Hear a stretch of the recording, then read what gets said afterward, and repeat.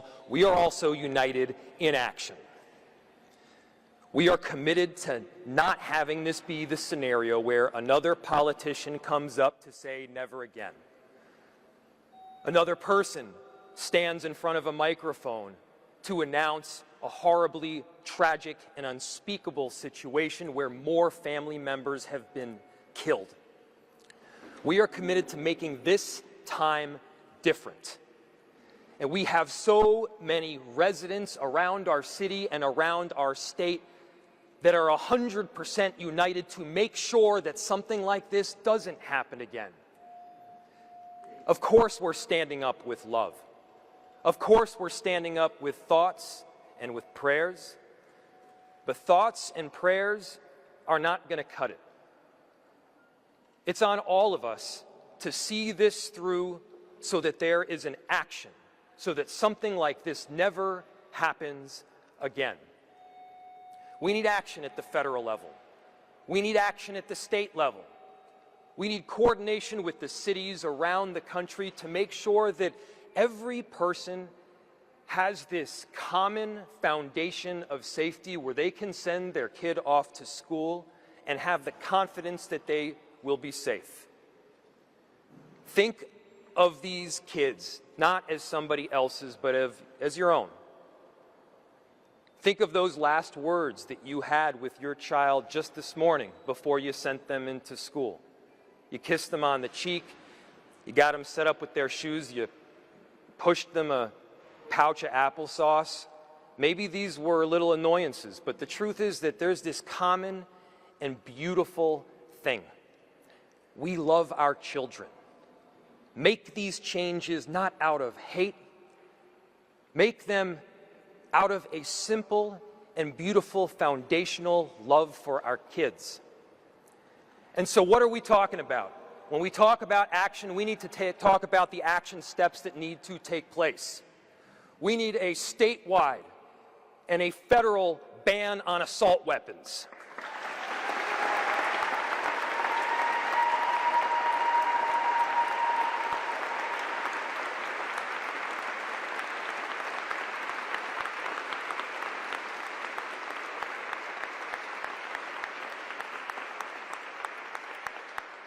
We need a statewide and a federal ban on high-capacity magazines.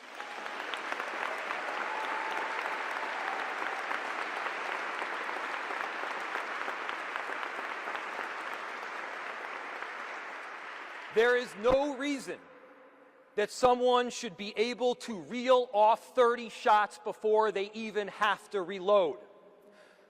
We're not talking about your father's hunting rifle here. We're talking about guns that are built to pierce armor and kill people. Why do we have them coming in by the trunk loads onto our streets around the country? And this is not just about Minneapolis, because you can buy an assault rifle in Milwaukee, and that assault rifle is in Minneapolis by noon that very same day. And so when we talk about the work that needs to be done, it's going to take a whole lot of unity from a lot of different cities, and I've gotten calls from their mayors who have experienced virtually the same thing that we experienced yesterday. And because we love our kids, because we love our families, because we love our constituents, we all have the obligation to act. And what you see here, you see federal congresswomen, you see we see our Minneapolis state delegation. You have council members from both Minneapolis and St. Paul. You have our sheriff. You have Moms Demand Action, Protect Minnesota, and every town all united and rallying around a common theme, which is keeping our cities and our country safe. And here's the thing. To the extent the federal government isn't willing to do it, to the extent a divided legislature prevents our state from acting, and by the way, I know that our Minneapolis delegation is on board with this work because they've been doing it. Thank you.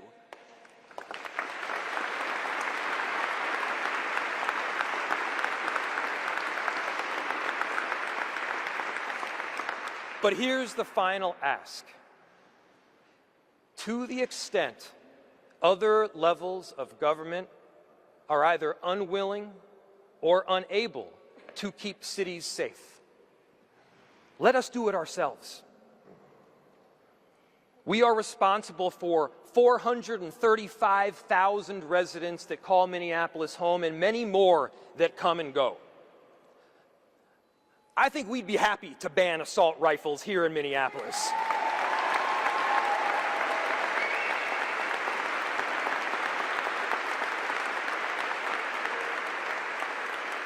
I know we'd be happy to prevent a next mass shooting from taking place. We have every obligation, not just to each other, but to these families that call Minneapolis home. We love them. Let's love them with more than words. Let's love them with the kind of action that will forever make the difference for people in our city. So the next go-round, there's not another city 2 months from now that is saying the same damn thing. Let's stop this from happening. Let's stand up for our children. Let's stand up for each and every one of them.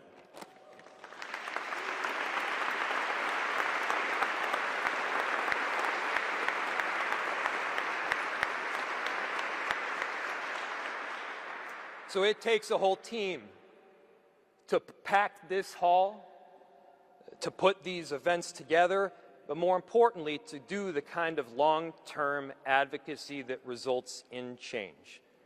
I mentioned a number of groups that are here, and I have the honor, and please give her a very warm welcome, of welcoming up from Moms Demand Action, an exceptional volunteer in Ilhan.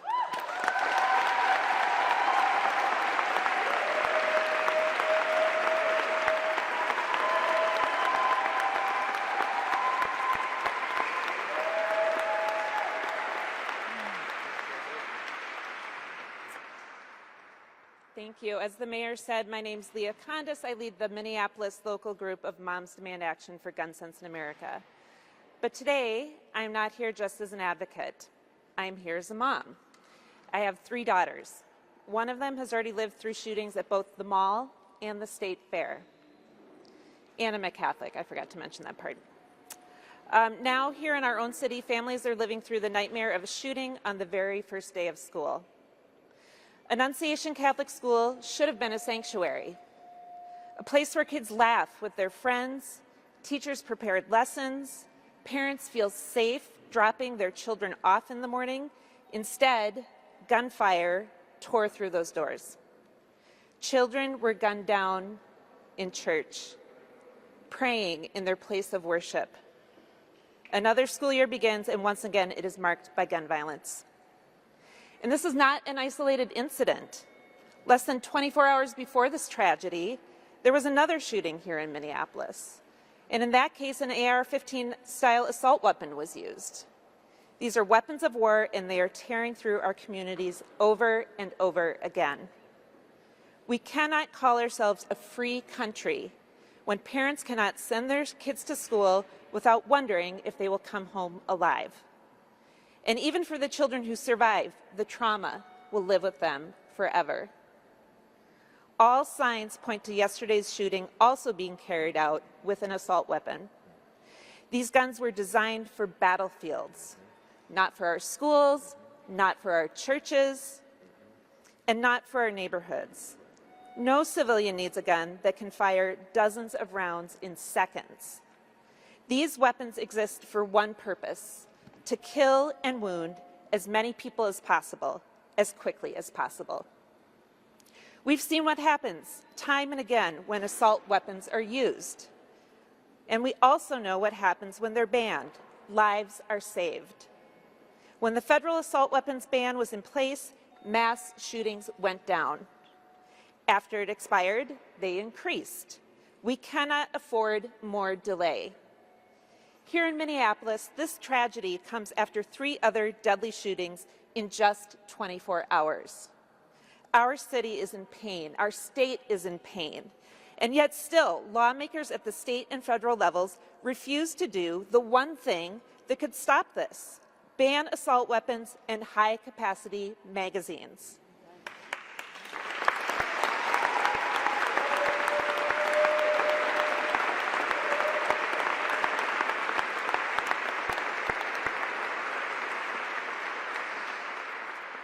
Sending kids to school should not mean sending them into a war zone. Enough is enough. Our children deserve better. Our teachers deserve better. Our communities deserve better. So today, on behalf of the families reeling from this shooting, and on behalf of every parent who lies awake at night wondering if their child is safe, we are demanding action. Minnesota must lead and Congress must follow. Ban assault weapons and high-capacity magazines. Get these weapons of war off our streets and out of our communities. Our kids cannot wait any longer.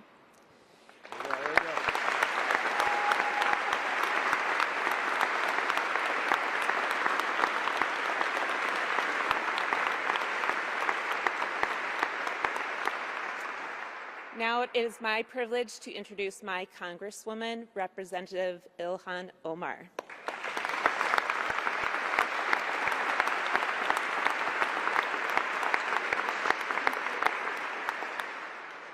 Thank you, Leah.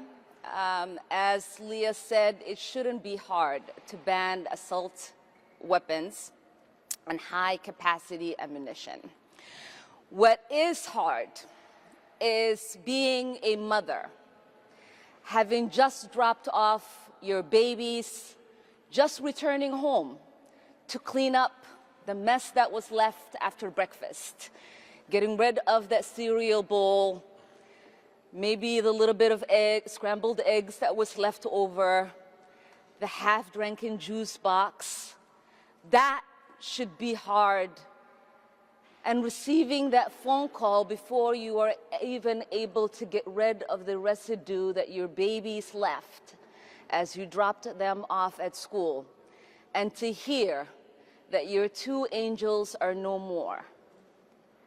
That someone evil enough was afforded the ability to get a weapon that could be used to assassinate them through a window at their school while they sat for morning mass.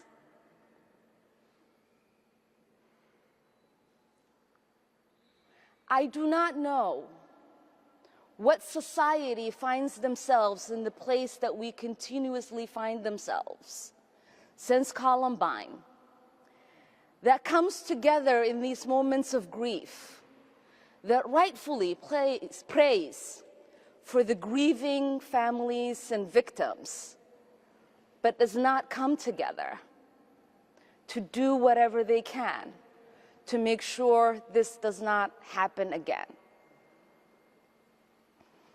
Leah and the mayor mentioned the fact that these are weapons that are used in war. I know a little bit about that. At the age of 8, I survived war myself. I'd never imagined that I'd come to the United States and be in high school, and that there would be a school shooting, and that I myself and my kids to come would practice school drills on how to avoid being gunned down in one of the greatest nations in the world. There is something fundamentally broken. I know that in America we value life. I know that in America we are loving neighbors. I know that in America we are people of faith because these babies that were gunned down were actually kneeling in prayer. But what I do not know is why, uniquely in America, we have the capacity to not change what we know we can.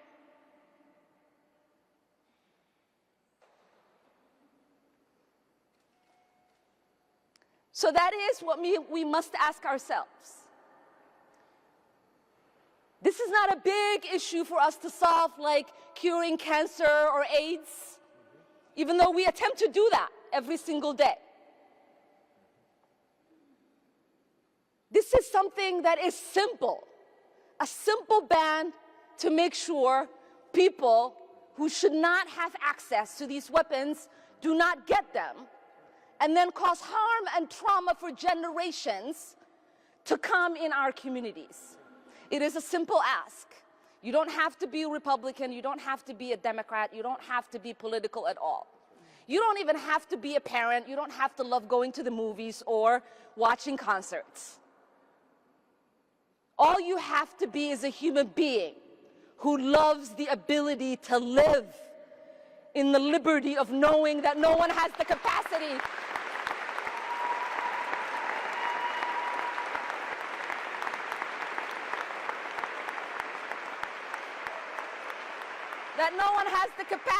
to take your life in seconds with weapons that they shouldn't have access to.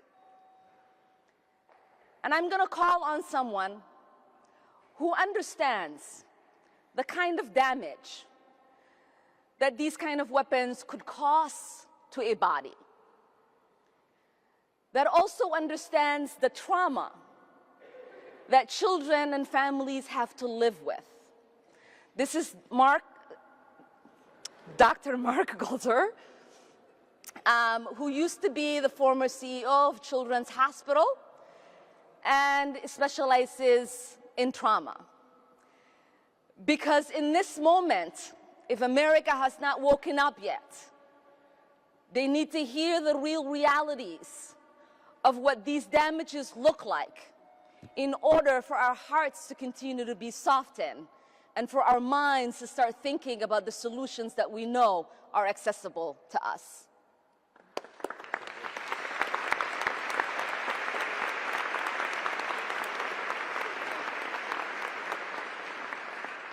Thank you, Representative Omar.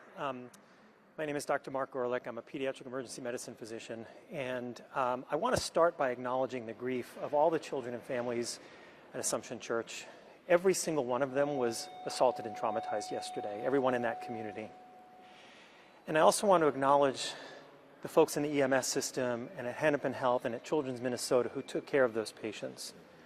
Because I know from my 25 years of practicing pediatric emergency medicine that when you have seen a small body that has been mutilated by bullets, you do not easily or ever get over that. And all the more so because we all know it is entirely preventable. Since 2020, when gun injury became the leading cause of death for children in the United States, since then we have been saying that we are in a public health crisis. And we are. But too often we are putting the emphasis on the word crisis instead of on the word health. This is a health issue.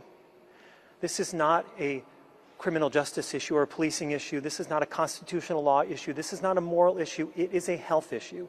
Children are being injured and killed.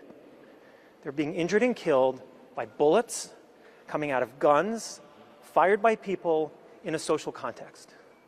And a public health issue requires a public health approach. Centuries of public health research and experience tells us that we have to address all of those factors. In this case, starting with the lethality of the gun and the bullet. Now, the mechanics of this are pretty simple, as Representative Omar said. It's simple. More bullets fired with more force, more injury. Fewer bullets fired with less force cause less injury. It really is that simple. And it turns out the epidemiology and the public policy is also quite simple. There is extensive research showing that in jurisdictions with stronger gun safety laws and policies, including limitations and bans on semi-automatic weapons and high-capacity magazines, that in those jurisdictions there are fewer people who die of gun injury. Easy, right?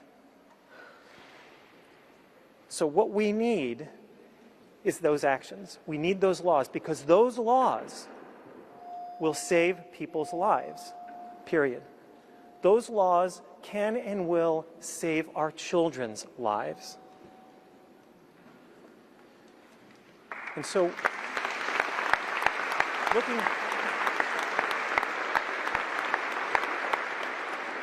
we need action at the federal level, we need action at the state level, and as you've heard. And so I would like to next introduce State Senator Zainab Mohammed.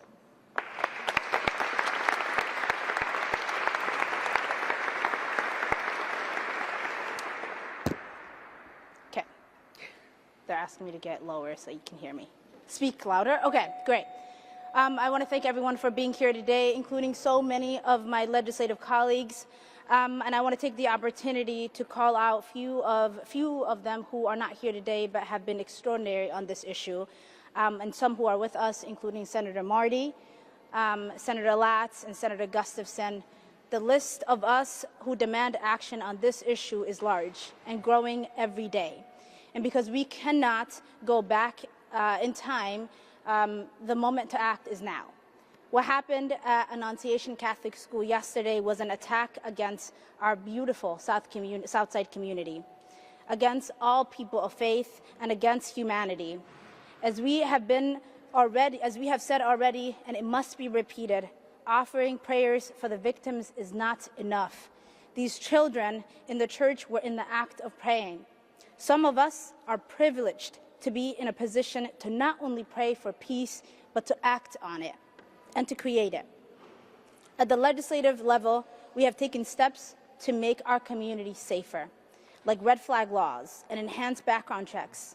We have and will continue to give law enforcement new tools. But the monsters who commit these horrific crimes and acts keep using the same tools. The same weapons of war turn up over and over at different shootings. High-powered, high-capacity rifles have killed thousands of Americans over the decades, and hundreds of children, including the ones yesterday. It makes me sick that our teachers and kids know what to do in the event of an attack, that they conduct drills to react when the awful moment comes. Parents have practiced at explaining the unexplainable and consoling children who have lost friends who are afraid to go back to the classroom tomorrow. We can act here in Minnesota so that generations from now, our children's children won't fear and won't have to worry about anything but books, math, and maps. If the shooter had an ideology, it was one of hatred, of humanity. They express admirations of mass shooters who have targeted Jews and Muslims and Christians and progressives and children. This is not a part of any community's identity. It is pure hate. The targets of gun violence are too many to count. 2 months ago, it was our friends, Melissa Hortman and John Hoffman and their families, and dozens of other legislators, including me. On Monday, it was 7 people on the street in Minneapolis. Yesterday, it was kids in church. Who will it be tomorrow? How will we explain to them we did nothing to save them? We cannot shield our children with our eyes closed and hands behind our backs. When Martin Luther King was murdered, Bobby Kennedy quoted an ancient Greek poet who said that pain falls drop by drop upon our heart, and that in our despair against our will, through the grace of God, and it becomes wisdom. Our community feels pain, which we cannot forget, and we won't. We must find the wisdom and the strength to act to save each other and all future generations. Thank you.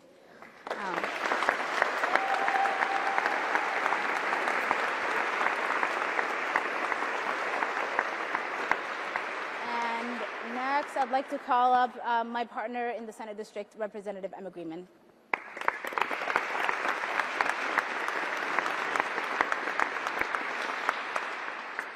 Well, I first want to say, I think on behalf of Senator Mohammed, Councilwoman Koski, we represent the beautiful neighborhood that Annunciation is part of.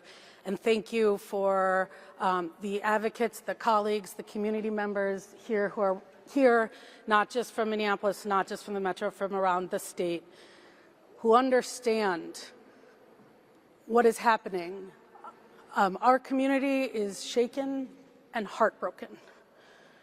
Losing 2 kids, 17 injured kids and parishioners, and a whole community who this tragedy has reverberated out. I found out about this from neighbors who called and texted and who didn't know what was going on.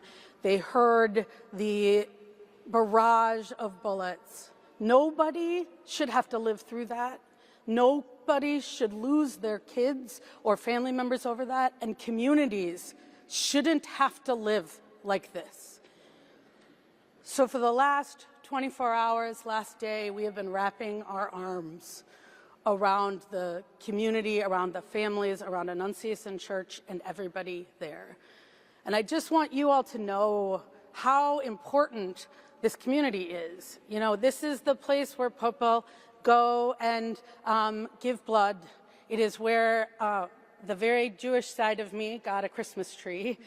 It is where Girl Scouts and sports teams, it is our entire community. And so when something like this happens, it is not just South Minneapolis, it is Richfield and in Bloomington and the whole metro. And we join in our grief communities around the country that have been here before, that have been shocked and wrecked and have said this is unimaginable, and now it is imaginable because we keep letting it happen. Enough is enough. We cannot become numb to this. We cannot become numb. We cannot have people say there's nothing else we can do. Red flag laws don't work. Anything doesn't work. That is not true. And there is more we can do.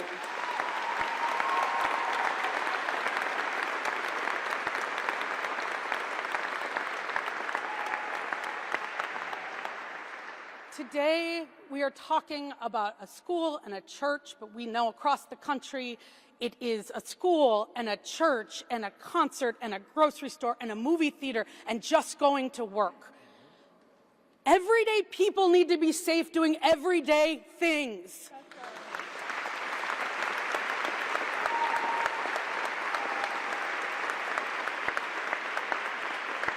In Minnesota, we have been working hard to get this done, and we know that there's more to do, and we need elected officials, we need communities, we need everybody to demand this, because no longer can any elected official say, we will not take care of the guns that are killing our kids.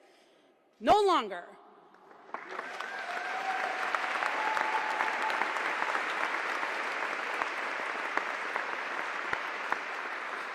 And we know that this is not a uniquely Minnesota issue. It is a national issue. And as our Congresswoman Omar said over and over again and has said, we need a national solution. So we are going to get to work here in Minnesota. We have been getting to work. Behind me, whether it's Representative Frazier, Representative Moeller, and many others that my colleague Senator Mohammed mentioned, have been working night and day, years after years, and we are going to get it done. But what we know is Washington has to solve this problem with us. Yes.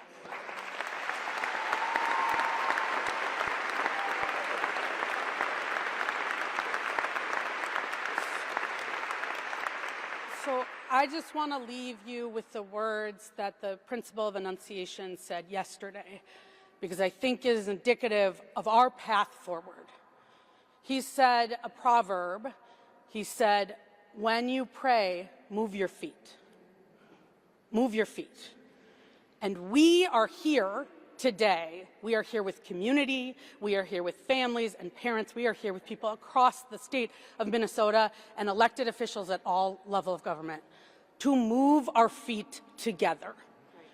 And that means moving our feet to ban assault weapons, to ban high-capacity magazines, to improve and increase the things we are doing to ensure that never again Do people have to feel unsafe? Do kids have to worry and shelter in place? And we can and need to continue to say never again, because we need to make that a reality together. And so please, let me introduce from Protect Minnesota, Maggie Emery, because it is the families and the advocates on the front lines that we do this work with. Thank you.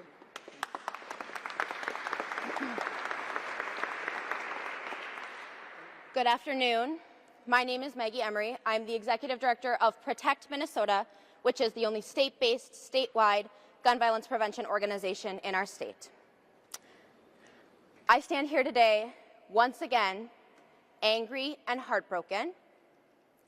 In 2.5 years in this job, I have lost count of the number of times that I've stood in front of a microphone saying that I'm standing here angry and heartbroken, and I am just sick of it. Yet again, our children, our parents, and our teachers and our communities have been forced to live through a nightmare.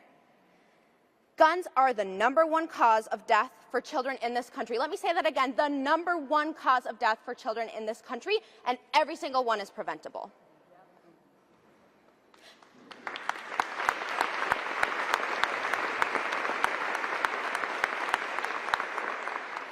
How many more times do we have to gather like this before we act?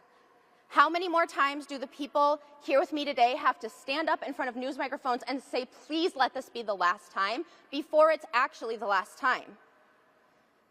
And the thing about it is, we know what fuels this crisis. Assault weapons and high-capacity magazines designed to kill as many people as possible, and sometimes as many children as possible, as quickly as possible. The data is clear. When assault weapons are used, mass shootings are far more deadly, with 6 times as many people shot and more than 2 times as many killed. Year after year, progress is stalled while our communities and our children pay the price. This is a uniquely American phenomenon, but Minnesota does not have to wait any longer.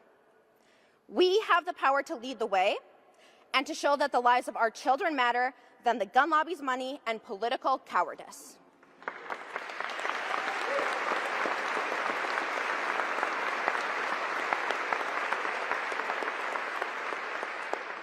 Enough delay and enough excuses. It's time to ban assault weapons and high-capacity magazines and to finally put our kids' right to simply grow up ahead of everything else.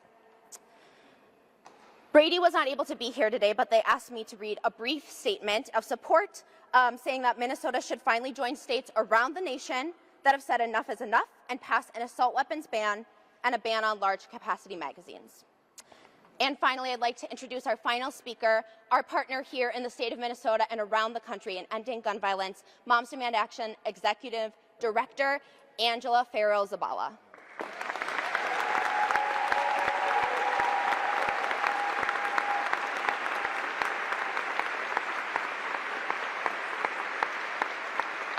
Good afternoon. I'm going to be honest, y'all, my heart is racing, and I know many of yours are as well. We're here after yet another school shooting. 2 children are dead, 14 more children, and 3 teachers were shot. As a parent, I have to say what every parent feels at this moment, which is the grief is crushing and the anger is unrelenting. This is unbearable. This is unacceptable. Yesterday, I got to come home. I got to come home and tuck my kids into bed and kiss their foreheads. This morning, I had the privilege of watching them sleep safely in their beds and kiss them one more time before I came here. I got to do that because my children came home yesterday. Some of the children at Annunciation Catholic School did not. And for those kids who did make it home, for the parents who did get the chance to pull them close and hold them tight, their lives are still forever changed. Right now, some parents are carrying unbearable grief. Some are carrying unrelenting anger, and whatever you are feeling, it's okay. If all you can do today is find a quiet moment and hold your children close because you still can, honor that. If you feel called to scream your anger into the streets, honor that too. If you need time to sit in the grief before you can get loud, take it. And when you're ready, that will be the right moment for you to act. But I do want to be clear, this wasn't random.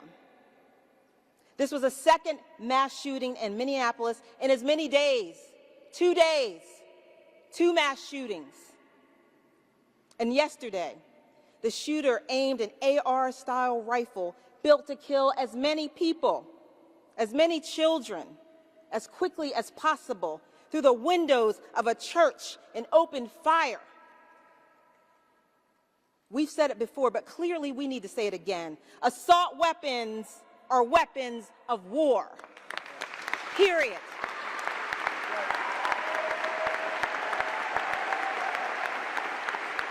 They are designed for the battleground. They don't belong in our schools, in our churches, in our communities. And yet here we are, again, because politicians would rather protect the gun lobby's profits than protect our kids.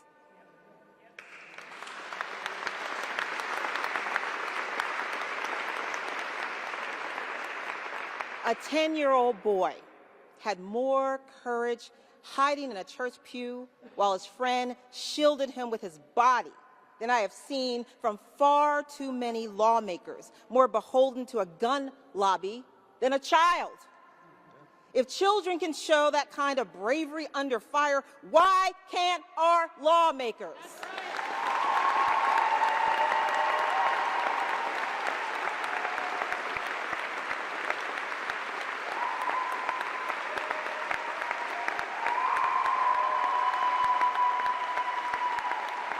I'm going to say it again, as it was said before me. We need to ban assault weapons, period.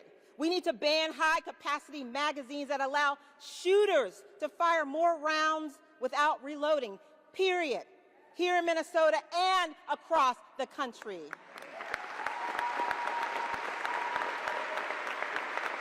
No more excuses. No more thoughts and prayers.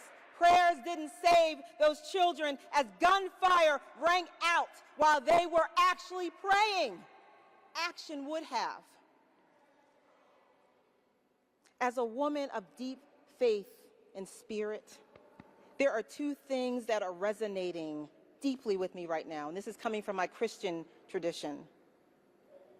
The people who enter the kingdom of heaven are not those who claim to know God, but the one who does the will of my Father. Matthew 7:21. And faith by itself, if it does not have works, is dead. James 2:17.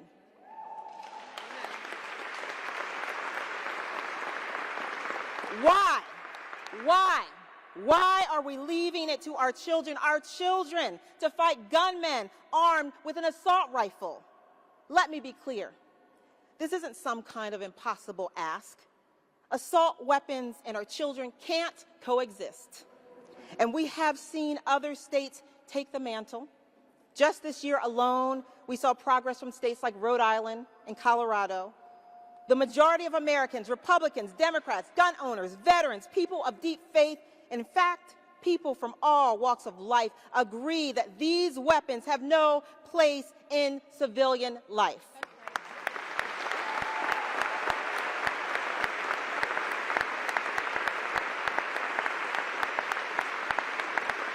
The only ones standing in the way? Politicians who are too cowardly to act. And I say to that, the lives of our children are not for sale, period. We should not have to be standing here the morning after another school shooting, another school shooting, another school shooting. But here we are, yet again, standing in front of you in grief and anger and asking, when will enough be enough? And we will keep showing up and keep asking that question until lawmakers finally decide that the lives of children are worth more than the profits of gun manufacturers. We owe our kids more than lockdown drills and ducking for cover in church pews.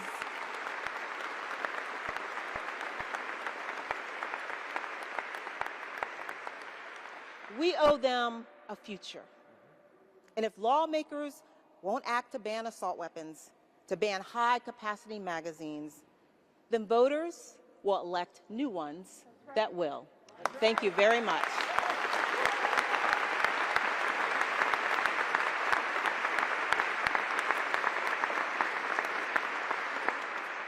We're going to take about 3 or 4 questions. I know we're running a little over, and then we can do some pull-asides after. So please raise your hand if you have a question, and we ask that you direct your question to the speaker instead of generally. Yeah, go ahead. My question is for state legislators. In 2024, when the DFL controlled the legislature, you were unable to pass an assault weapons ban that was proposed. Now the Republicans have divided control in the House. What makes you think practically that this could have any chance of passing next year?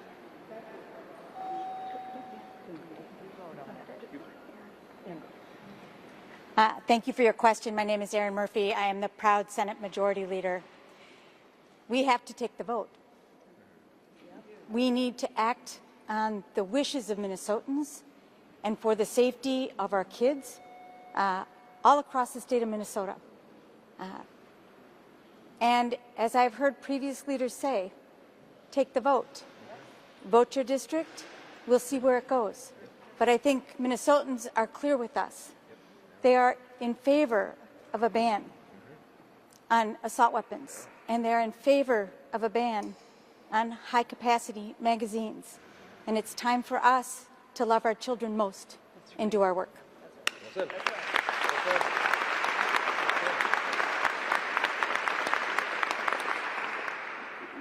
I think we should have in 2024. The thought at the time was that we hadn't acted on gun violence prevention to move it forward in our state in decades. We hadn't taken advances to try to protect our kids, our public, and we did take important action in 23 and 24. We enacted universal background checks and we enacted red flag laws, and those 2 bills are saving lives today.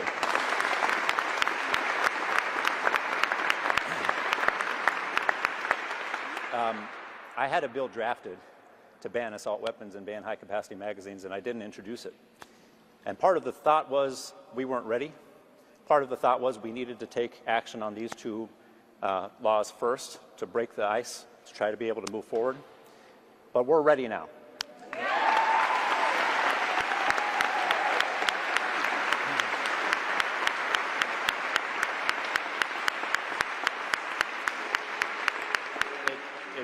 It shouldn't have taken tragedy coming to Minnesota to be ready. I have an 8-year-old who goes to school a mile away from an Annunciation church. It shouldn't have taken it coming to our communities for us to be ready to act. We should have been ready to act then, but we are ready to act now.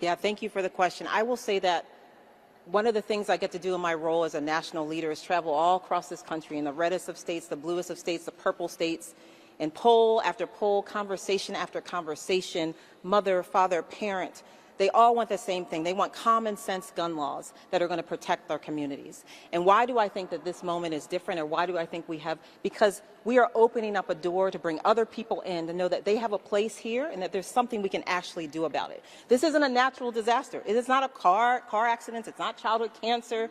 This is something that we can do practically.